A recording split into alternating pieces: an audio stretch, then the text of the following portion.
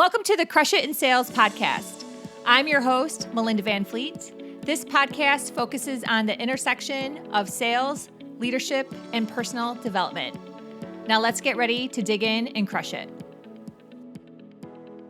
Hi, everyone. Thanks for tuning in this week to the Crush It in Sales podcast. I know there's a lot of podcasts out there and your time is limited, so I really appreciate that you tune in and listen to this podcast. Thank you in advance. I was originally going to do a podcast this week about content creating from a non-expert point of view, because I don't consider myself an expert on creating content, but I've definitely learned a lot over the past few years. And I just turned in my third draft for the chapter that Ryan and I are co-authoring in the Brilliant Breakthroughs for Small Business book series. And that is a book series with other authors. And I was going to talk about that, but maybe I'll save that for next week.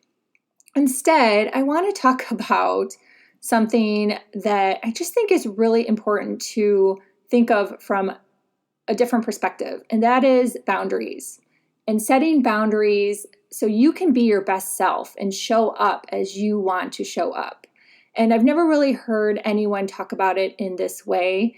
Often people talk about setting boundaries in regards to protecting your energy or time management. And those are important too. Believe me, I totally agree with those. And this might segue a little bit into that, just kind of have a little bit of a gray area. But I learned several years ago that I need to set boundaries in order to show up as the person I want to show up as. What does that look like? I'm going to give a really great example. I have an amazing client in Miami. I've known her for 8 years. I adore her. She is just the sweetest person.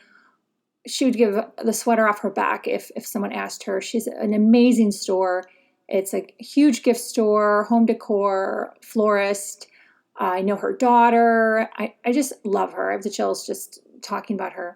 And she is super busy during the day. Her store is crazy busy, and she works with a lot of special orders for the florals. And obviously, if someone buys furniture, that's kind of a big deal, and you have to get it out of the store and rearrange the store. There's just a lot going on, and it's hard to find really good help in Miami. So she ends up taking everything on. So she likes to call me at 7 o'clock at night. And I like to do everything possible for my customers. I do. I get back to people within 24 hours. Even when I'm on the road, I bend over backwards to help people. And I was taking her phone calls at 7 o'clock at night. And you know what? I was not being my best self. Quite frankly, I'm going to use the B word. I was kind of bitchy.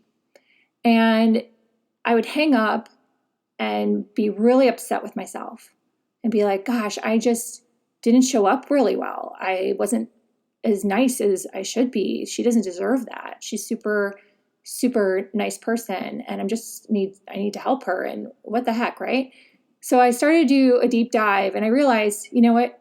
I've known this my whole life, is that I'm not a night person. I'm a morning person. I was just wired this way. I remember my mom telling me that as a baby and as a small child, she would try to keep me up to keep her company because my dad worked shift work and my mom wanted some company. I'm the oldest child. And so she would try to keep me up, and I would just cry and cry and cry. And she was like, realized that I just wanted to go to bed. And so she'd put me to bed and I'd shut up, right? So I have been a morning person forever, since day one. I'm not a night person. So I eventually had to set boundaries with my customer and just say, you are more than welcome to leave me a voice message. That's fine. I'm not going to pick up because you know what? I'm not showing up as my best self, and you don't deserve that. You don't deserve me being grouchy and tired at the end of the day and not, treating you as you deserve to be treated. So I learned that I have to set those boundaries. And as a sales rep, most people do not realize what it is like to be a road rep, especially when you live in certain parts of the country that you have other challenges to deal with. So being a sales rep in South Florida, I have 95-degree heat. It's super hot out. I have traffic that is insane, and I have a demographic that likes to drive like they're not going to die. And so if you are familiar with South Florida, you know what I'm talking about. And it's a little crazy. And so I have to be completely present. It's a crazy day on the road. And if anyone is a sales rep out there, hopefully you're shaking your head like, oh, I totally get it, right? You're trying to get from appointment to appointment. You're maybe unloading your car with samples and catalogs and have lots of questions that you have to deal with, lots of things you have to take notes of to circle back on. And then in the meanwhile, while you're on the road all day, you've ignored all the emails and phone calls and texts and faxes that you get throughout the day because you're not home to tend to those things. You're on the road and you're driving between appointment and appointment, trying to stay on schedule. I often text everyone before I get to my next appointment so they know, hey, I'm on my way, heads up, in case they had to run to the bank or run out for lunch or deal with a child. There's so many things that stores have to deal with on a regular basis too. So I try really hard to stay on that schedule and keep my customers in the loop as I'm en route to them. And then I get home and it could be 7 o'clock at night. I have to unload my car. I have to then start to weed through all the things I missed through the day, see what's important, what I need to get back right away. Often the companies have things they want you to manage or deal with. Vendors, of course, it could be anything from invoices to credit cards to where's this shipment? Why am I short shipped? Oh my gosh, the list is like endless. I could go on and on. So I have to do all of that. So you know what? Calling someone at night after being on the road, I'm not going to turn up as my best self. I'm probably going to use the word again, bitchy. And I don't want to be bitchy. So I set those boundaries to manage just how I show up. And obviously I'm managing my time and I'm managing my own personal energy, but I'm managing how I show up. And a lot of people probably don't realize that that's just a really important part of also setting your boundaries. We all can do this. It is a great tool. It's an amazing tool, and it gives you so much freedom and peace of mind if you can do it. And one of the aspects of this is a lot of people do not realize what your life is like. Their life may be completely different. They might live somewhere where it's more calm and peaceful. They don't have to deal with a traffic situation like I do down here. Oh gosh, even getting back into the Keys after a day on the road can be completely from hell because there's so many boats coming down here and people, again, the demographics of how they drive, people passing each other on the shoulders. You can go on Facebook, you'll see lots of videos of people posting about this. It's absolutely insane. Sometimes it's fine, but 50% of the time it's insane and you really can't tell what's going to happen. You don't know. Like it could be fine and then all of a sudden it could be crazy. And that's like 30 minutes of the drive is completely dealing with the stretch of getting back into the Keys. So that's just another aspect too. So sometimes if someone's not getting it and you're trying to set boundaries, you might have to go an extra step and just share with them. This is what my life is like. And please just know that I'm just trying to get through my day and do the best I can possibly do and show up as my best self, because they might not realize that. They might have a very calm life where they really can manage a little better. Who knows? And they might have things going on too. I'm not saying they don't, but everyone has different lives. That's really what I'm trying to get to. A lot of people are dealing with child situations, especially with schools and COVID-19. I don't have children, but I have a husband who has a very, very successful and booming business with a growing audience, and I am his right-hand person. So that's another thing people don't realize. A lot of couples are really not partners, and they might have their business and he might have his job or whatever. And I am very, very involved in Good Karma Sport Fishing, from content creation, from checking things, all the back office, all the accounting. I do all of that. Ryan really focuses on being the creative, on being the face of the brand, and obviously fishing, which is a huge, huge piece of it, and time chunk. So a lot of people don't realize that I also have to deal with that. So again, setting boundaries and then filling someone in on this is really what my life is like, and please understand that I'm just doing the best I can often help make someone just understand and hopefully then go, oh, I get it.